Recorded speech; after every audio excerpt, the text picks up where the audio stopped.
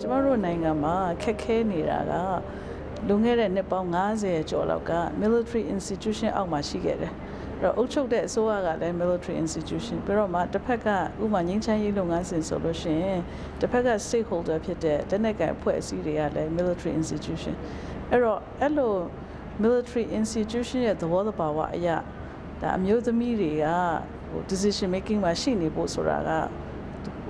institution ရဲ့သဘောတဘာဝအရာကိုမလွယ်တဲ့အလုပ်တစ်ခုဖြစ်နေတာပေါ့နော်အခြေခံဥပဒေမှာဆိုလို့ရှိရင်ဒီ59စလုံးဒီဟာကသမရဖြစ်ဖို့အတွက်ကိုမျိုးတပ်ပိုင်းဆိုင်ရာစစ်ဖက်ဆိုင်ရာအတွေ့အကြုံရှိရမယ်လို့ပြောထားခြင်းဟာအမျိုးသမီးများရဲ့ဆုံးဖြတ်ပိုင်ခွင့်နဲ့အမျိုးသမီးတွေရဲ့အခွင့်အရေးတွေကိုတိုက်ရိုက်ရောတွဲပိုက်တဲ့နည်းအားဖြင့်ရောဒါကိုချုပ်ချယ်ထားခြင်းဖြစ်ပါတယ်ကန့်သတ်ထားခြင်းဖြစ်ပါတယ်လို့ငြိမ်းချမ်းရေးလုပ်ငန်းစဉ်ကိုတိုက်ရိုက်မထိဘူးဆိုပြီးမြဲငြိမ်းချမ်းရေးလုပ်ငန်းစဉ်မှာအဓိကဆုံးဖြတ်ပိုင်ခွင့်ရှိသူတူဖြစ်တဲ့သမရနေရာကိုအမျိုးသမီးကိုမပေးချင်းသည်ပင်လည်းဒါဟာငြိမ်းချမ်းရေးလုပ်ငန်းစဉ်မှာလည်းတော်ရတော်နေရာဖြင့်ဒါတားဆီးပိတ်ပင်မှုတစ်ခုဖြစ်ပါတယ်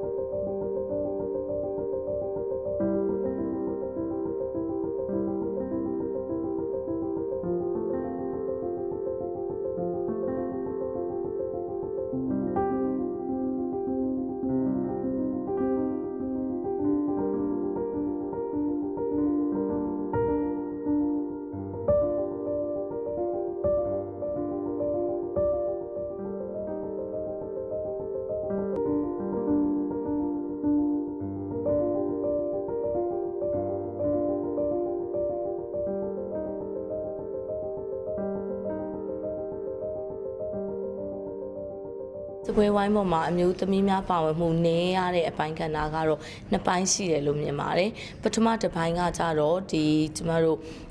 peace infrastructure စတင်ပြီးတော့တိစောက်တဲ့အထဲကအမျိုးသမီးများဘလောက်အတိုင်းအတာအနေနဲ့ပါဝင်သင့်တယ်ဆိုတဲ့ဥစ္စာကိုလှုပ်ထုံးလုပ်နည်း standard operating procedure မရှိပါဘူး UPDJC က NCA ရဲ့စာချုပ်အရာဖွဲ့စည်းလိုက်တဲ့အခါမှာတာဝန်ရှိသူတွေနဲ့ဖွဲ့လိုက်တော့မြို့သားတွေကြီးပဲများတယ်ပေါ့နော်မြန်မာနိုင်ငံမှာကတရားဝင်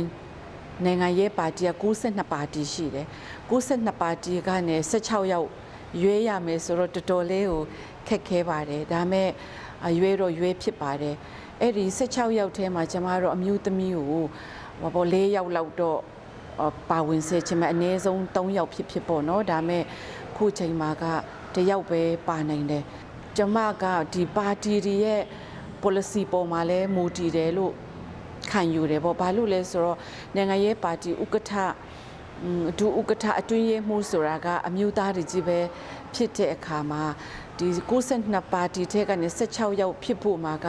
အဓိကကတော့ပါတီဥက္ကဋ္ဌတွေများတယ်ဆိုတော့ပါတီဥက္ကဋ္ဌဒီကြီးပဲတန်းစီလိုက်တဲ့အခါမှာအမျိုးသမီးတွေကပါလာခွင့်မရှိတော့ဘူး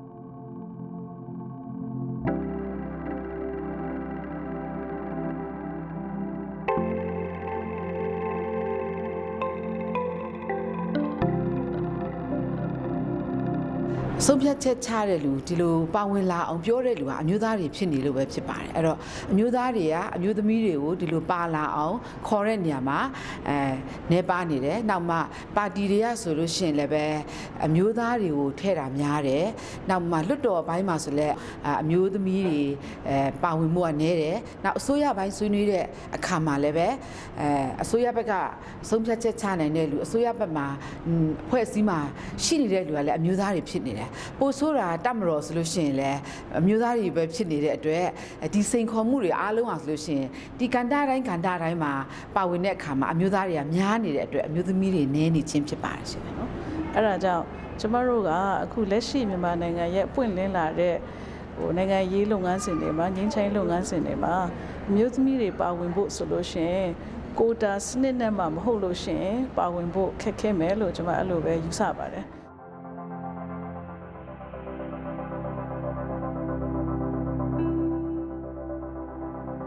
ဒီကတော့ကျမကိုယ်တိုင်ဟိုကပေါ့လေဒီစစ်ပွဲတွေရဲ့ဒုက္ခတွေကိုခံစားခဲ့ရတာပါစစ်ဖြစ်နေတဲ့ကြားကနေပြီးတော့မှပြေးလွှားပြီးရင်းနဲ့မှဘဝရက်တည်ရေးကို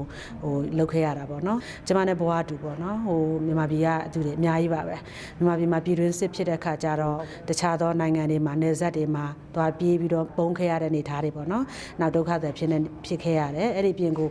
ပြည်တွင်းထဲမှာပဲပေါ့လေလှည့်လည်ပြီးတော့မှပုံအောင်ပြီးတော့မှဒုက္ခပေါင်းစုံခံစားရတယ်အဲ့ထဲမှာကျမတို့အမျိုးသမီးတွေနဲ့ကလေးတွေကတော့အဆိုးရွားဆုံးပဲပေါ့ကျမရေးစောက်ရှောက်မှုမရှိတာပညာရေးမရှိတာဒါတွေပေါ့လေဒါကိုကြည့်တဲ့ခါကျတော့လည်းပဲဒါကျမတို့နိုင်ငံဟာတကယ်ပဲငြိမ်းချမ်းဖို့လိုတယ်ပေါ့နော်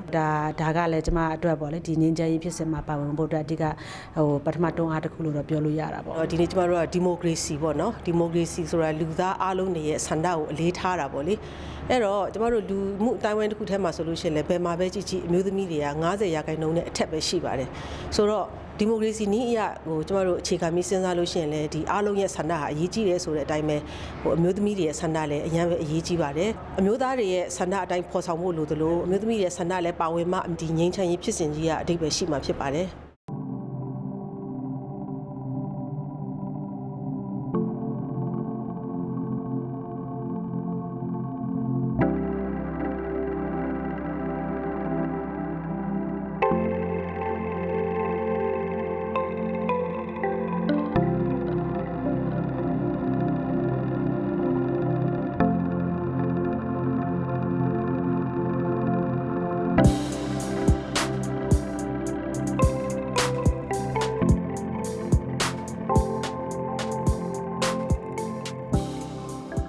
ဒီကအကြံပြုခြင်းတဲ့အပိုင်းဥစ္စာကတော့ကျမတို့တိုင်းပြည်မှာရှိနေတဲ့ဥစ္စာက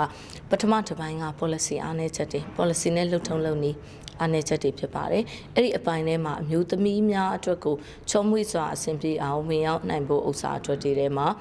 ဒါကျမတို့အားနည်းချက်ရှိတယ်အဲ့ဒီဥစ္စာကိုဖြည့်ဆည်းဖို့လိုတယ် Gender equality ကျားမရေးရတန်းတူညီမျှမှုရှိရေးဆိုတာဟာ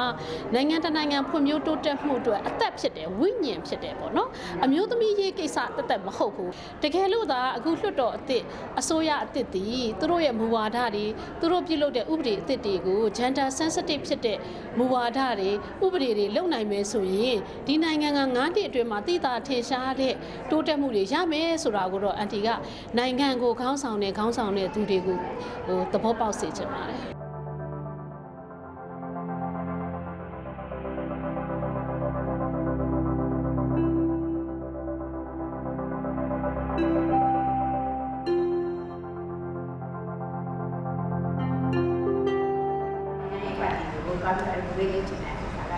ကတော့ပါတီထဲမှာနိုင်ငံရေးကျန်တဲ့ပတ်သက်တဲ့ policy ကိုအဓိကထားပြီးရေးဆွဲတင်ပါတယ်ဆိုတော့ဒီစီလေးတစ်ခုကျွန်တော်တို့ဆွေးနွေးပါတယ်တော်တော်ကနေအစ်စ်ရေးဆွဲမဲ့ဟာပဲဖြစ်ဖြစ်ပြင်ဆင်လာပဲဖြစ်ဖြစ်ကို gender sensitive ဖြစ်နေပြီသုံးသပ်ဝေဖန်အကြံပြုတာကိုကျွန်တော်တို့ပေးစီခြင်းနဲ့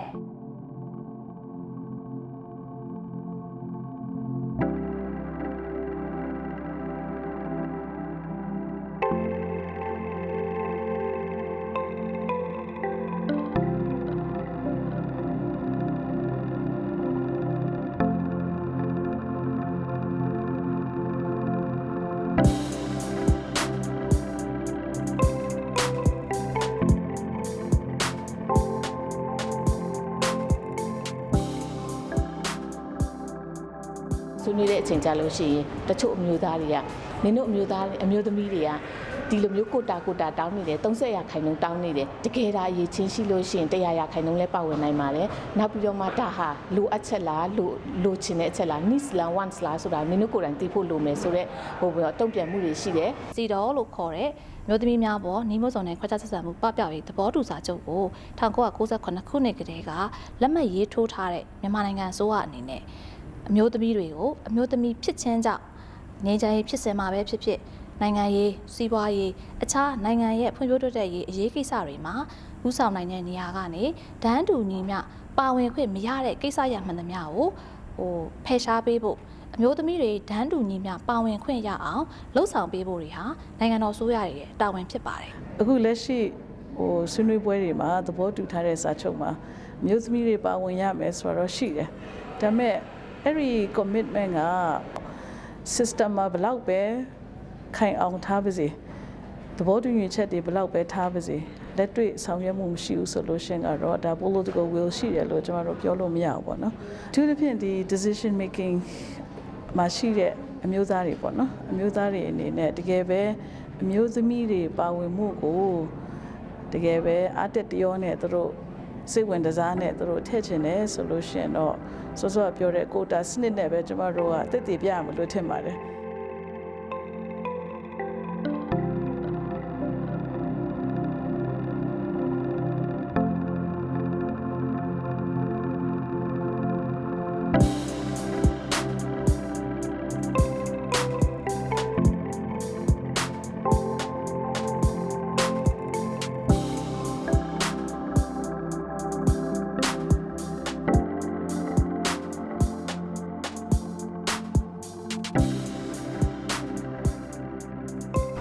ကျမတို့ခုနကအစုဖွဲ့9စုမှာကြည့်လိုက်လို့ရှိရင် EAO မျိုးသမီးတွေခုနပြောတဲ့ချက်တွေကြောင့်မပါနိုင်ဘူး။နောက်ပြီးတော့အတက်မတော်မပါနိုင်ဘူး။အစိုးရမပါနိုင်ဘူး။လွတ်တော်လည်းတင်မြောက်ထားတော့ပဲပါမယ်။ဆိုတဲ့ခါကျတော့ဒီတိုင်းရင်းသားကိုယ်စားလှယ်နဲ့ဒီခုနပြောတဲ့ကျမတို့ပါဝင်ထိုက်သူများဆိုတဲ့ဒီပညာရှင်စစ်မှာကျမတို့မျိုးသမီးတွေအများဆုံးပါဝင်နိုင်တယ်။ဆိုတော့တကယ်အမှန်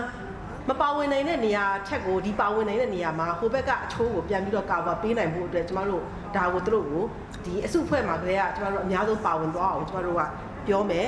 အခုဆိုလို့ရှိရင်တက်မတော်ကကိုစားပြုမှုရှိတယ်လွတ်တော်ကိုစားပြုမှုပေါ့နော်တိုင်းသားလက်နက်ကိုင်တွေနောက်ပြီးတော့ကြာလို့ရှိရင်ပါတီတွေပြီးတိုင်းသားကိုစားပြုမှုတွေဒါမျိုးရှိတယ်ဆိုရင်ကျမတို့အမျိုးသမီးတွေကိုလည်းတိကျအစုရက်တစ်ခုအနေနဲ့ပေါ့နော်အစုဖွဲ့တစ်ခုအနေနဲ့ပေးဖို့ blog women တွေ blog တစ်ခုပေးဖို့တော့ကျမတို့လည်းတောင်းဆိုတယ်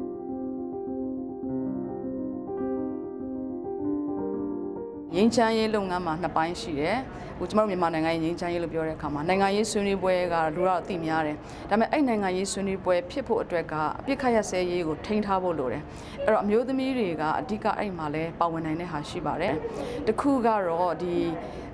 ပြစ်ခတ်ရစဲရေးစောင့်ကြည့်ရေးကော်မတီပြည်ထောင်စုပြည်နယ်နဲ့ဒေသအဆိုင်ရာအဆင့်အဲ့ဒီကော်မတီတွေမှာမျိုးသမီးတွေပါဝင်နိုင်ဖို့အခွင့်အလမ်းရှိပါတယ်။မျိုးသမီးပါဝင်ဖို့ရတယ်လို့တော့မပြောပေမဲ့အယက်သားပါဝင်ခွင့်ဆိုတာကိုကျမတို့အမျိုးသမီးပါဝင်ခွင့်ပေးတယ်လို့ကျမတို့ယူဆပြီးတော့အဲ့ဒီနေရာမှာသူ့ရဲ့ကိုတာအတိုင်းပေါ့ပါဝင်ဖို့အတွက်ကျမတို့စူးစမ်းဖို့လိုပါတယ်။ငြိမ်းချမ်းရေးဆိုတဲ့ဥစ္စာကဒါကျမတို့peace ကို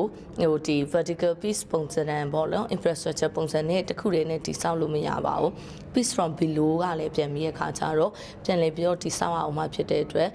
ဒါ peace နဲ့ပတ်သက်ပြီးငြိမ်းချမ်းရေးနဲ့ပတ်သက်ရင် peace educator အနေနဲ့လည်းပါလို့ရတယ် peace facilitator အနေနဲ့လည်းပါဝင်ဆောင်ရွက်လို့ရတယ် peace researcher အနေနဲ့လည်းပါဝင်ဆောင်ရွက်လို့ရတယ်နောက်တစ်ခါဒီတကယ် peace maker peace builder အနေနဲ့လည်းဆောင်ရွက်လို့ရတဲ့အပိုင်းကဏ္ဍလေးတွေအများကြီးရှိပါတယ်လို့ထို့သဖြင့်ဒီမိခင်တွေအမေတွေနောက်ညီမတွေအမတွေရဲ့ဟိုနှစ်ပေါင်းများစွာခံစားချက်ကိုဒါအကောင့်ထဲပေါ်နိုင်ဖို့ကအမျိုးသမီးတွေကိုယ်တိုင်ကိုကပါဝင်ဖို့လိုအပ်တယ်တကယ်ခံစားတဲ့လူကပါဝင်မှလည်းဒါရေရှိတည်တဲ့ငြိမ်းချမ်းရေးကပို့ပြီးတော့မှအောင်မြင်မှုရမယ်လို့ကျွန်မယုံကြည်ပါတယ်